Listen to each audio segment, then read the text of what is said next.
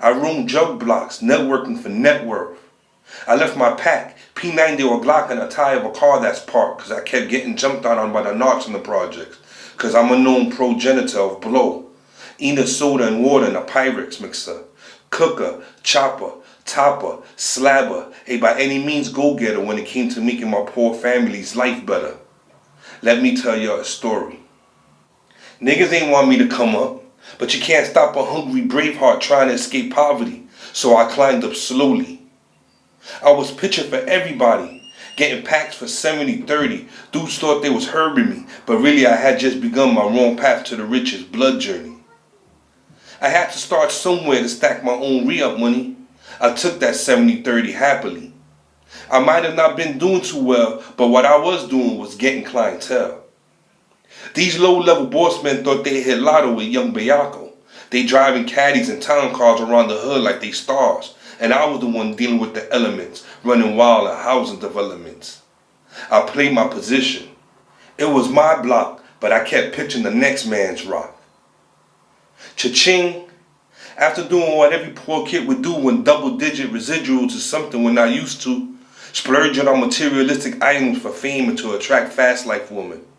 I smartened up, saved up. Now I could do my own re-up. I didn't burn bridges. Every color owner got their money to the penny. Thanks, guys. It's time for me to do me. On the come up, I met people that so yay. They always told me when I'm ready, come see them any day. That day came. I went to see them for that hard cane.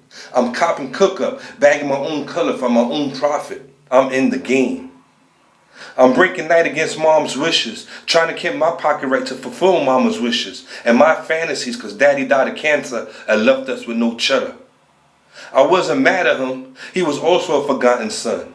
A broke Air Force veteran that fought for freedom and never got the right compensation, so he was forced to start hustling to feed his sons.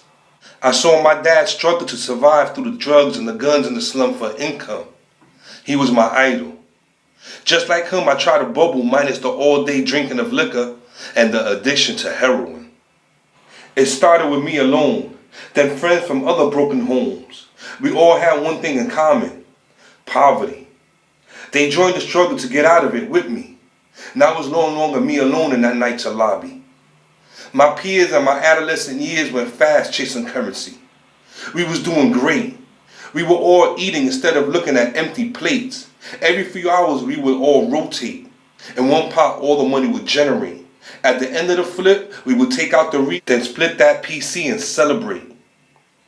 We had to step it up again. That cook-up wasn't keeping up with the competition. We're used to a certain flow, now our product wasn't potent enough. Things started to get slow. Nobody knew how to chef that blow. We were stuck between a rock and a hard place until a fiend taught me how to cook that beast.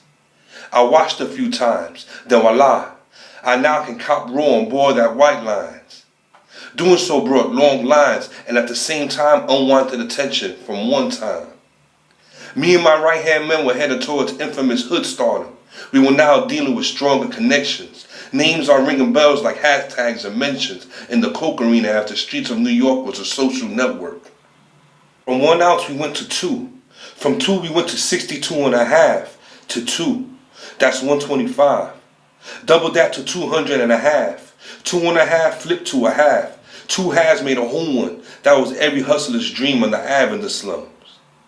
I'm shining. My right-hand men are blinging. The entire team is flossing, dying, dame pimping. 245-45 low pro Momo. Hammer on terror, blacktop screeching. Skipping in first, second and third, short shift shifting.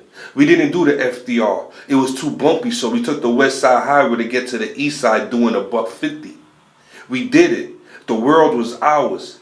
That's what I was thinking while Godfather inhaled with my system blaring, looking at the side views and rear view, watching for any unmarked vehicles tailing. We boiled to death, literally. He died. Many men died. 17-year-olds were catching homicides, like one of my good friends, Hav V. The rest were charges starting in 220. I ignored all warnings. Now I have to learn about mourning and about prisons from the young men that were by my side on the outside and that now reside in the inside.